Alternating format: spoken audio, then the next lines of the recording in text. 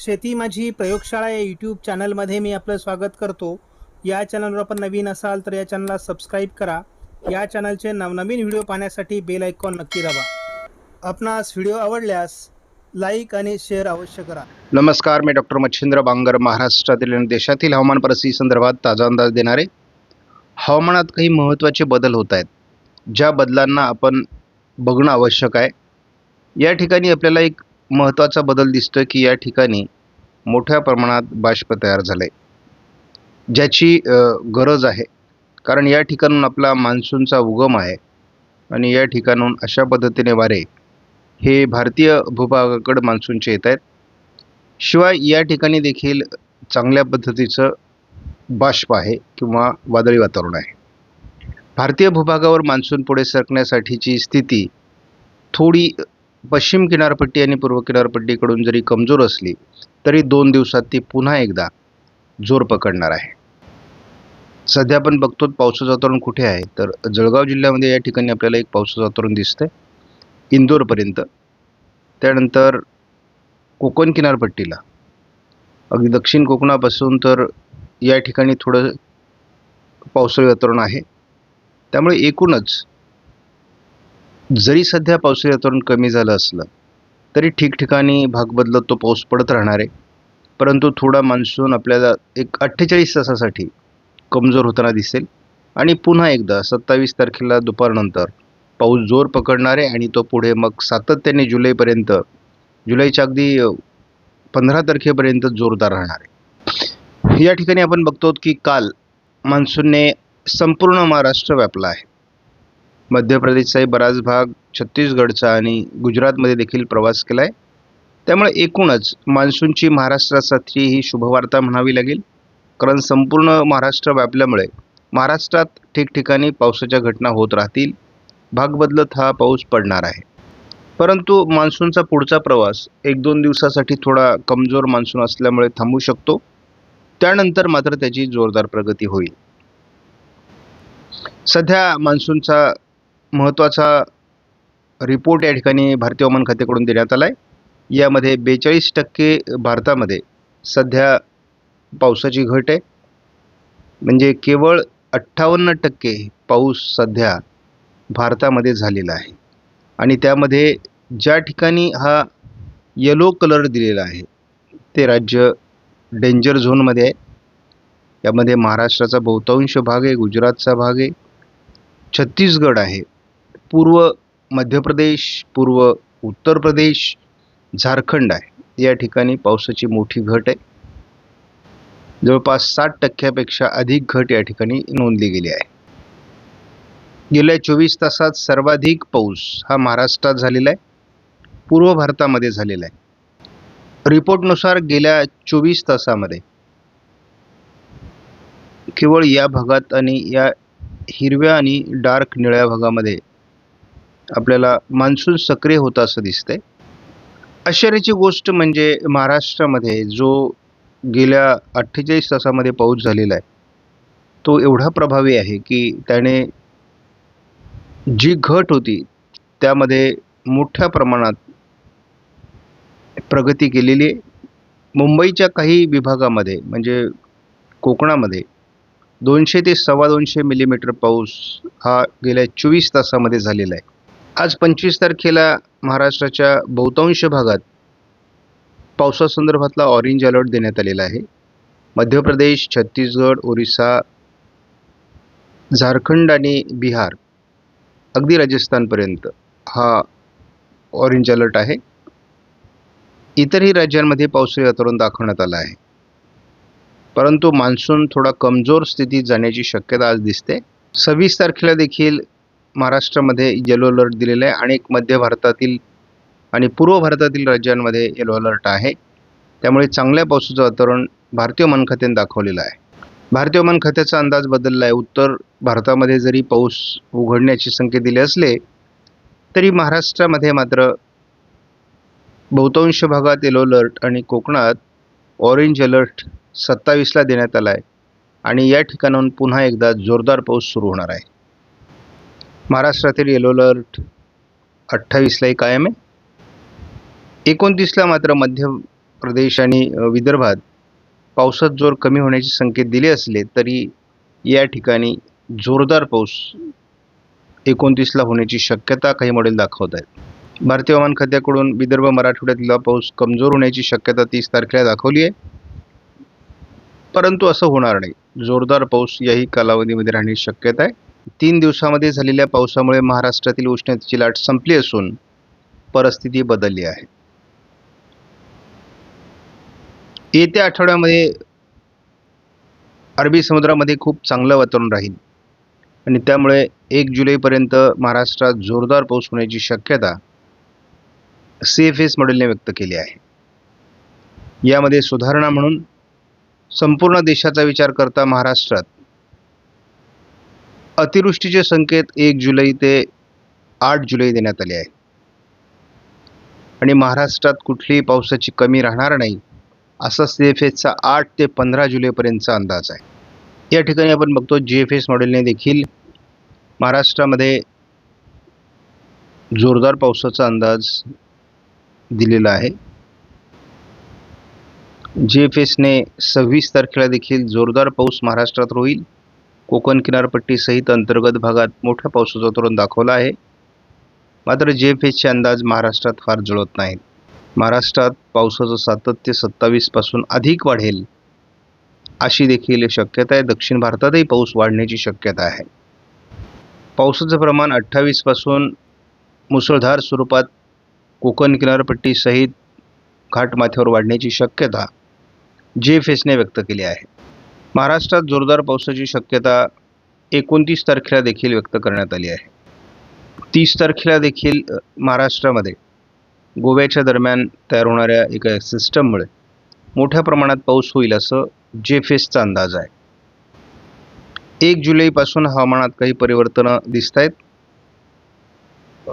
काहीतरी हालचाली बंगालच्या उपसागरात होऊ शकतात आणि त्याचा परिणाम जुलैपासून भारतातल्या पावसाचं प्रमाण मोठ्या प्रमाणात वाढू शकतं.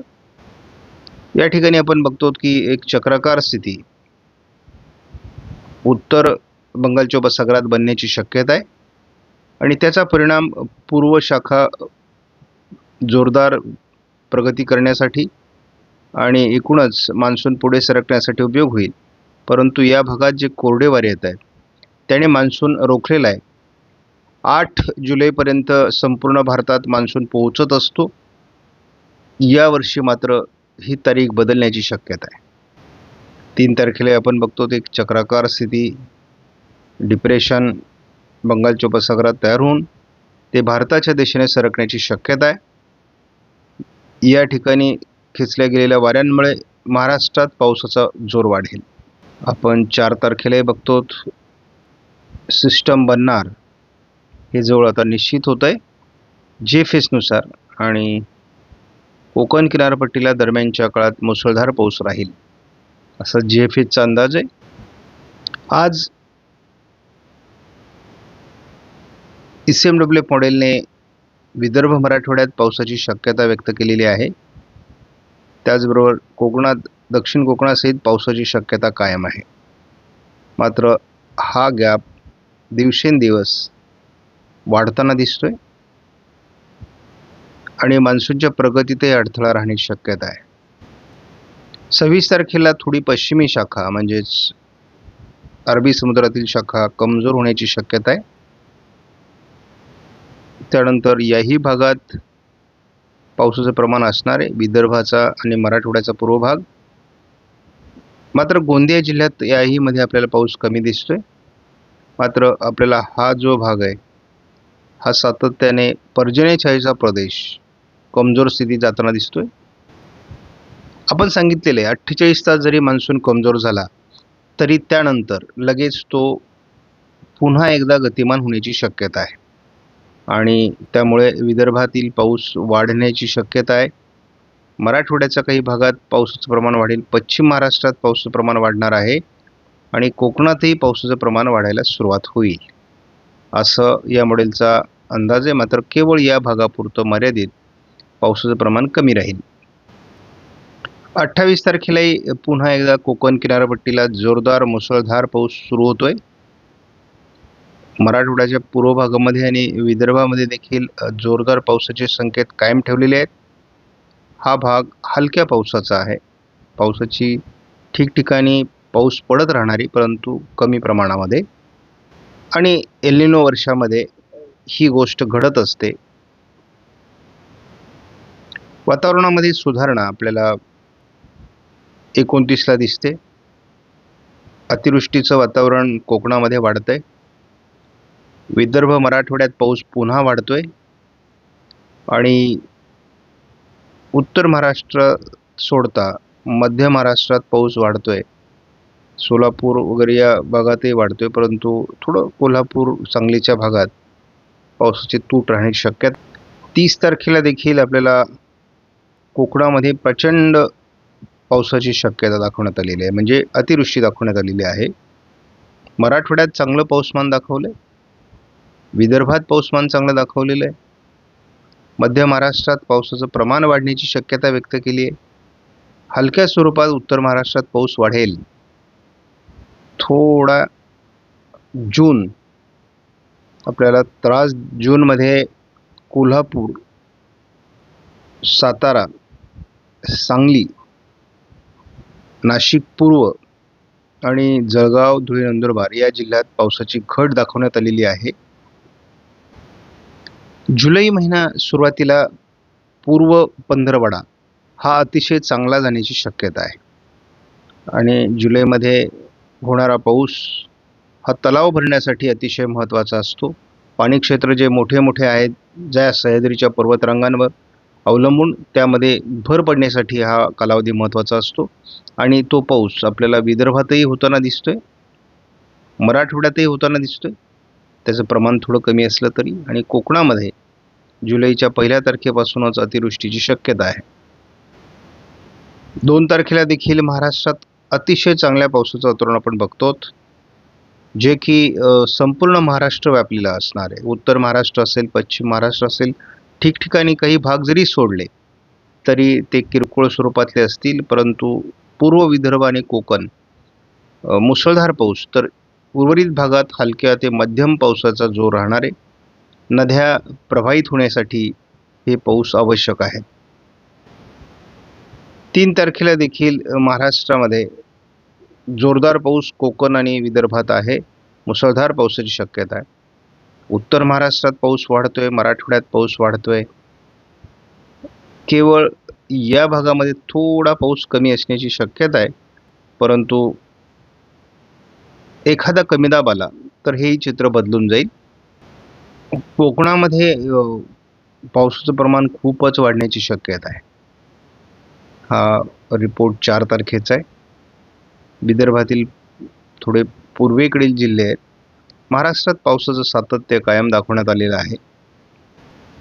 5 तारीख आपल्यासाठी अतिशय महत्त्वाची असणार आहे, कारण घाटमाथ्यावर आणि विशेष म्हणजे अंतर्गत भागात मोठ्या प्रमाणात पाऊस वाढतोय.